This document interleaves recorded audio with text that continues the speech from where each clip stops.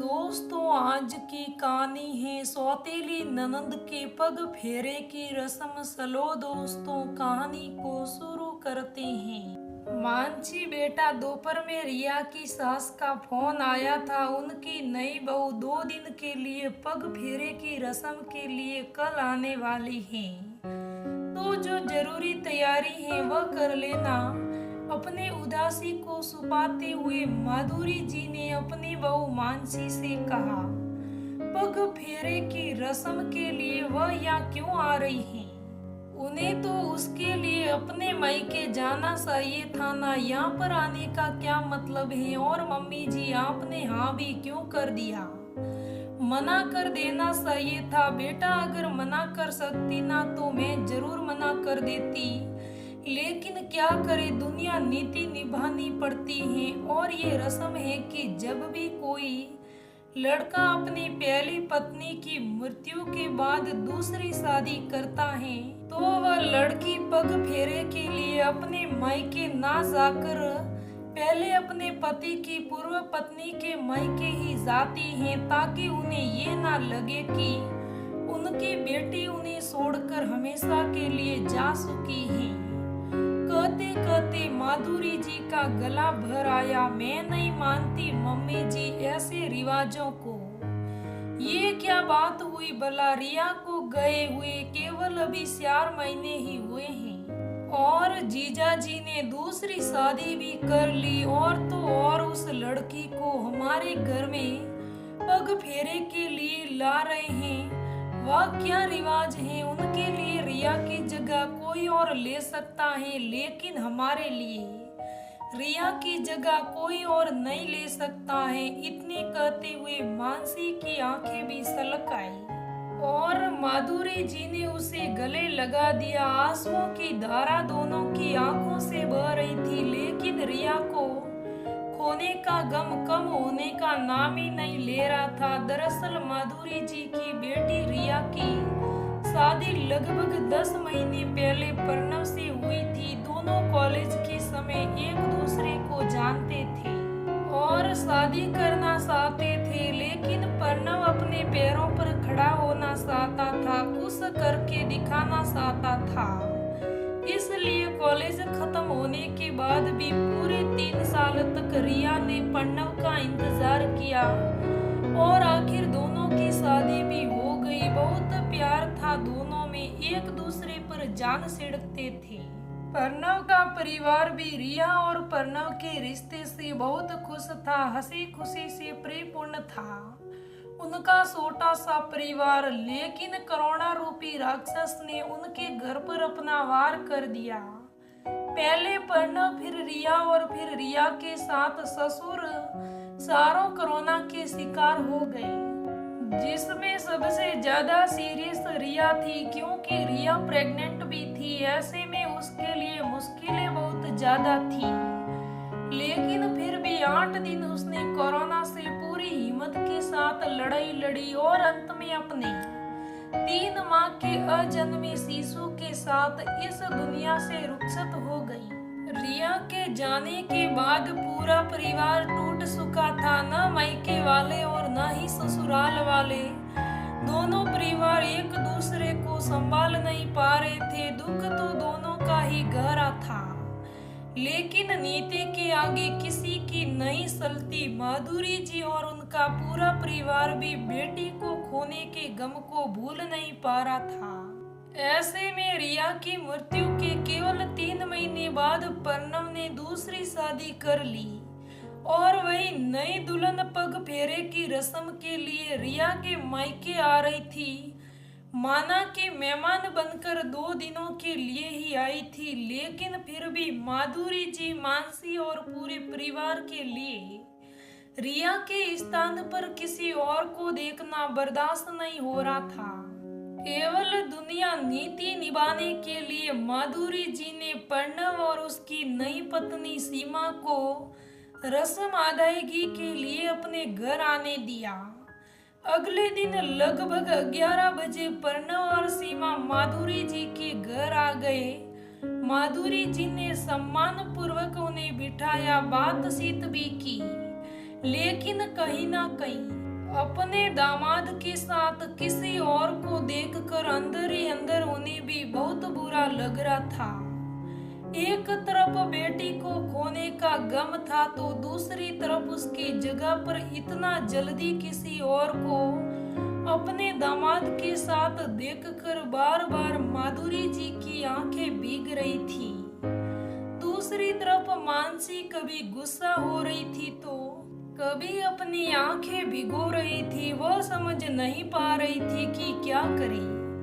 Mummy जी के कहने पर सीमा और प्रणव के लिए हर वह काम कर रही थी जो कभी उसने रिया और प्रणव के लिए किया था, लेकिन अंदर ही अंदर वह भी कूद रही थी। खैर जैसे तैसे एक दिन निकला। दूसरे दिन नाश्ते के समय जब सीमा ने पोहे में मूंगफली होने पर उसी खाने में असमर्थता जताई क्योंकि उसे मूंगफली से एलर्जी थी, तो न जाने क्यों मानसी को गुस्सा आ गया। माफ कीजिएगा सीमा जी, लेकिन हमारे यहाँ पर इसी तरीके से खाया जाता है और रिया भी मूंगफली वाले पोहे ही खाती थी, इसलिए मैंने वही बनाया है।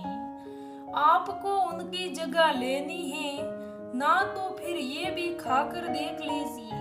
इतना कहकर गुस्से में मानसी वहां से अपने कमरे में चली आई और कुछ ही मिनट बाद रिया की फोटो को अपने सीने से लगाकर बिलक बिलक कर रोने लगी। वहीं दूसरी तरफ माधुरी जी भी भीगी आंखों से बात को संभालने की कोशिश करने लगी। माफ करना सीमा बेटा, दरअसल रिया और मानसी दोनों बचपन की पक्की सहेलियां हैं, बस इसी वजह से वह परेशान है। रिया के जाने का गम जितना मुझे है उतना ही उसकी भाभी मानसी को भी है। उसके इस व्यवहार के लिए मैं हाथ जोड़कर तुमसे माफी मांगती हूँ बेटा। अरे नहीं नहीं आंटी जी, आप ऐसा मत कीजिए। किसी अपने को खोने का दर्द क्या होता है कि मैं समझ सकती हूँ। मैं भी इसी दर्द से गुजर चुकी हूँ। क्या आप मुझे 5 मिनट का समय देंगे? मैं एक बार मानसी से बात करना चाहती हूँ। बिल्कुल, लेकिन अगर उसने गुस्से में तुम्हें कुछ कह दिया तो मैं बिल्कुल बुरा नहीं मानूंगी। आंटी, अभी मानसी ने मुझे क्या कहा था कि रिया की जगह लेना चाहती हो तो ये भी खाकर दिखाओ, तो इस हिसाब से वह मेरी भाभी हैं। और अगर भाभी ने 2 बातें कह भी दी तो क्या फर्क पड़ेगा? ठीक है बेटा, जैसी तुम्हारी मर्जी। कुछ ही सेकंड बाद सीमा ने मानसी के कमरे का दरवाजा खटखटाया जो फिलहाल खुला हुआ ही था। आंखों में आंसुओं का सैलाब होते हुए भी अपने आप को शांत करने की कोशिश करते हुए मानसी ने सीमा को अंदर आने का इशारा किया। बदले में सीमा ने भी फटाफट पानी का गिलास मानसी को पकड़वाया।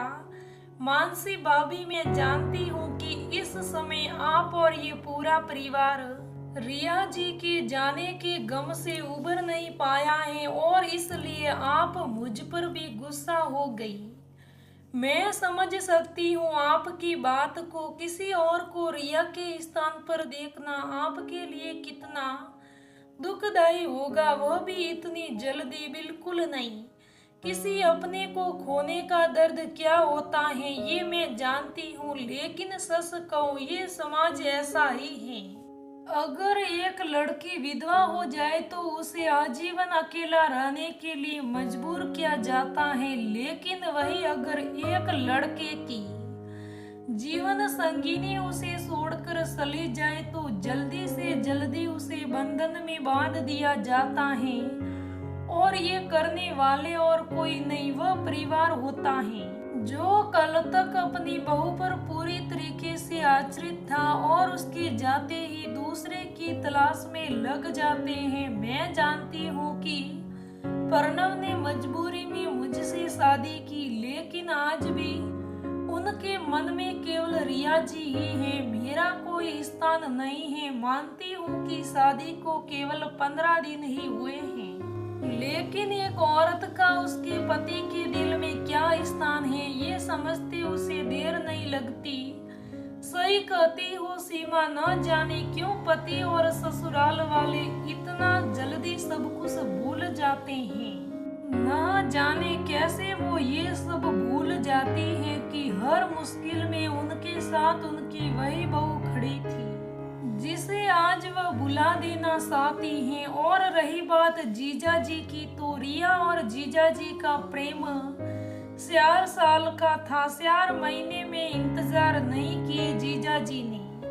4 महीने भी शौक नहीं मना सकते, क्या मजबूरी हो गई थी मैं नहीं जानती, लेकिन इतना जानती हूँ कि उनके लिए शायद रिया की जगह कोई और ले सकता है, लेकिन इस घर की बेटी सिर्फ रिया ही थी और वही रहेगी। मानसी भाभी प्रणव जी दूसरी शादी करे और वह भी जल्दी से जल्दी, ये रिया जी की ही अंतिम इच्छा थी। भाभी रिया इस घर की बेटी है और हमेशा रहेगी, लेकिन क्या आप मुझे भी इस घर की बेटी का दर्जा देगी? भाभी मेरे माता पिता का देहांत काफी समय पहले हो चुका है।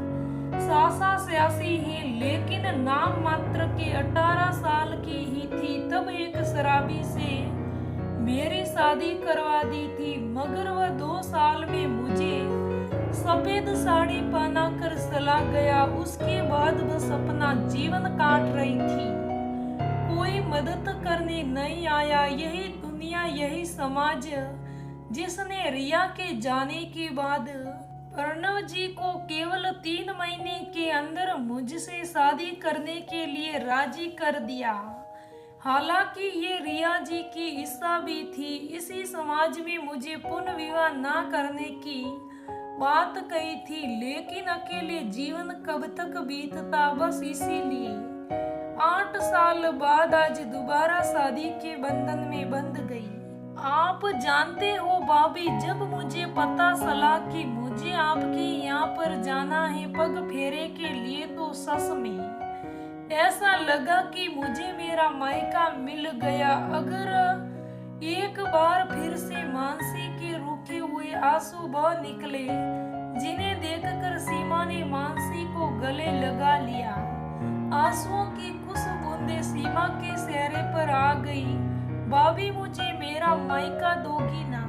अपने आंसू पोंछते हुए सीमा ने कहा, सीमा रिया इस घर की बेटी थी और हमेशा रहेगी, लेकिन अब इस घर की एक और बेटी है। तुम्हारा मायका तुम्हें मुबारक हो। अब कभी मत कहना कि तुम्हारे माता पिता नहीं है, परिवार नहीं है, हम हैं ना। भाभी मेरी बात को समझने और सम्मान देने के लिए आपका बहुत बहुत धन्यवाद। एक अनसा मेहमान बनकर आपके घर आ रही थी, लेकिन बेटी बनकर विदा हो रही हूँ। इससे ज्यादा और मुझे क्या चाहिए? तो दोस्तों, ये आज की कहानी कैसे लगी मुझे कमेंट करके ज़रूर बताइएगा। धन्यवाद दोस्तों, फिर मिलेंगे अगली कहानी में।